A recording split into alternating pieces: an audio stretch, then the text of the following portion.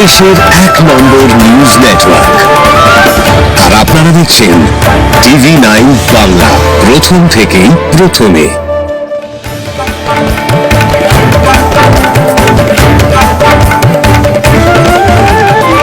ফরিদপুর জেলা সালথা উপজেলা Ballabhdi union ৪ August ২০২৫ তারিখে দুপুর ২টায় একটি ব্যতিক্রমী বিয়ের আয়োজন করা হয়।